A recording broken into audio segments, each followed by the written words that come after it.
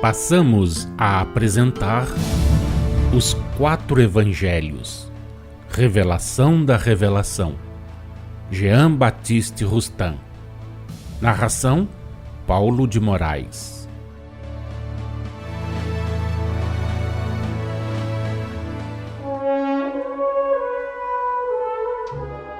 E damos prosseguimento ao estudo do trecho do Evangelho de Jesus em que o Mestre acalma uma grande tempestade. Tudo no seio da natureza tem que seguir a sua marcha regular. Longe está ainda a vossa ciência do que virá a ser. Grande poder o Senhor deu ao homem, mas é necessário que este se faça digno de exercitá-lo. Tudo é sábio, repetimos. Tudo é sábio na obra divina. Tudo tem um destino e concorre pela ação dos Espíritos do Senhor, segundo as suas vontades e sob o império de suas leis imutáveis, para a execução da obra geral, pelos fenômenos da natureza para o progresso do vosso planeta, de tudo que nele existe e da vossa humanidade, concorrendo também para o cumprimento das vossas provações, das vossas expiações, que no conjunto da obra representam elementos e meios de progresso. Os homens que sucumbem num naufrágio são levados a morrer assim por efeito das provações que escolheram. Portanto, seja ou não conhecida do homem a causa, o resultado existirá. Aquele que ao encarnar escolheu por provação a morte violenta, precedida das angústias e alternativas que cercam os últimos momentos do náufrago, sujeito a se debater entre a submissão ao Criador, a resignação, o remorso das faltas passadas, a confiança na bondade divina e o pavor, a blasfêmia, a raiva insensata que se apodera de alguns nessa hora terrífica, será levado pelo seu próprio espírito a preferir um navio a outro, a se ver urgido por um negócio a embarcar em determinada ocasião, a contar mesmo com um acaso feliz, com a sorte, com a sua boa estrela, e partirá porque durante o desprendimento a que o sono dá lugar, o seu espírito se torna consciente das sérias obrigações que contraiu e toma de novo a resolução de conduzir o corpo à situação em que, unidos, devem ambos terminar suas provas, voltando este à massa comum e libertando-se ele, o espírito, da escravidão corporal e readquirindo a liberdade. A resolução assim retomada e da qual não resta lembrança no estado de vigília, deixa no homem uma impressão vaga que vem a constituir o que se chama a sua inspiração, a determinante de seus atos. Assim como não pode prever o seu naufrágio, também o homem não prevê a hora em que as chamas de um incêndio lhe devorarão a casa, em que será sepultado pelo desabamento da escavação, da mina, pedreira onde trabalhe, e os que têm de perecer desse modo perecem. Por quê? Porque, semelhantemente ao náufrago, escolheram para a terminação da vida terrena a morte violenta, cercada das angústias e alternativas das daqueles e precedida da mesma luta entre a submissão ao Criador, a resignação, o remorso, a confiança na bondade divina e o pavor, a blasfêmia, o desespero. Como o náufrago, foram levados pelos seus próprios espíritos a preferir uma habitação a outra, em certa ocasião, a preferir para trabalhar esta escavação àquela. Os que tenham de perecer de qualquer desses modos, por haver soado a hora final das suas provas terrenas e por serem de qualquer desses gêneros a provação e a expiação que escolheram, perecem inevitavelmente.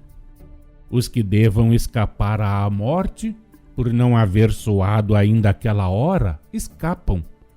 Os meios de salvamento lhes são facultados pela influência e pela ação dos espíritos prepostos. Não tendes visto duas pessoas caírem da mesma forma e nas mesmas condições e dar-se que uma pereça da queda e que a outra não morra? Não costumais dizer: foi milagrosamente salva.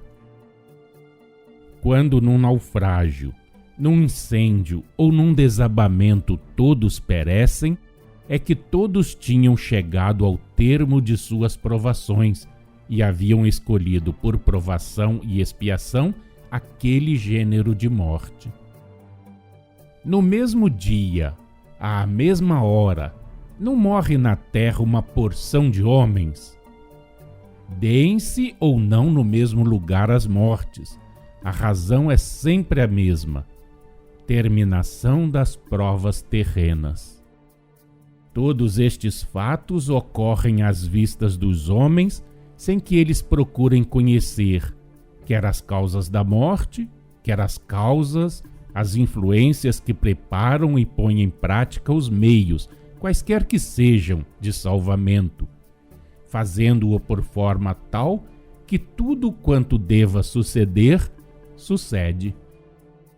Deus nada espera do que chamais o acaso.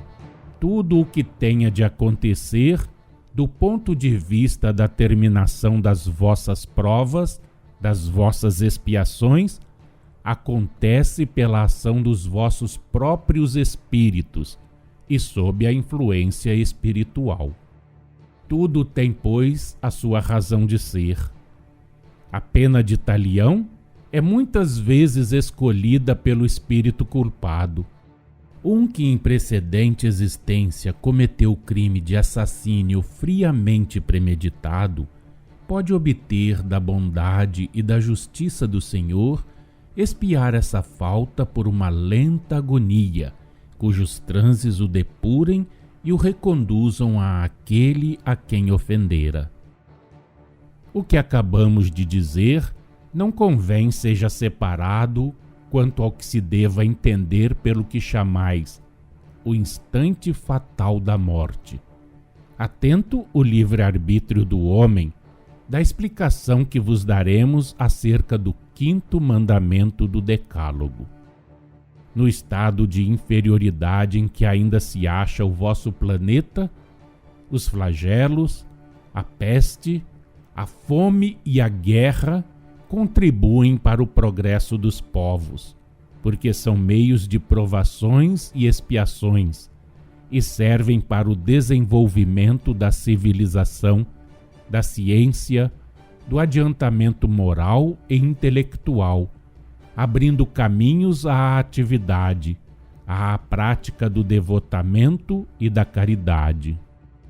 As vítimas dessas calamidades o são voluntariamente, pois que, a título de provação, de expiação ou de missão, procuraram por si mesmas nascer num país, no seio de uma família, viver ou achar-se em um lugar onde viessem a experimentar qualquer daqueles chamados flagelos. São efetivamente flagelos no sentido de que atingem indistintamente grandes e pequenos, lembrando assim ao homem que diante do poder divino todas as cabeças se encontram à mesma altura e que, uma vez caídas, todas ficam rentes com o solo. Não vos lamenteis, portanto, quando virdes uma calamidade pública abater-se sobre um país. Dizei ao contrário: bendito seja o Senhor, que estende seu flagelo por sobre as massas e pesa na sua balança o valor de seus povos, que manda às nações o progresso e a paz aos homens de boa vontade. Tudo segue marcha regular, objetivando o progresso de ordem física, de ordem moral e de ordem intelectual.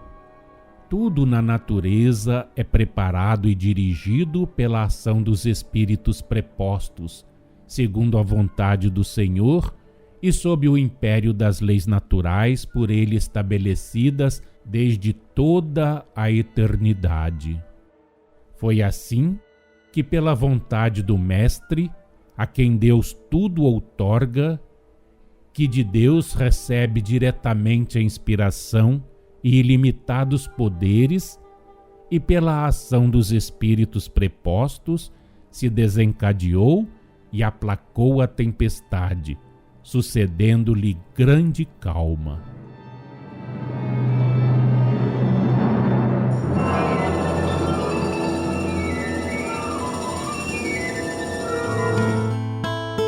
Acompanhe no próximo programa mais um trecho de Os Quatro Evangelhos, Revelação da Revelação, Jean Baptiste Rustin.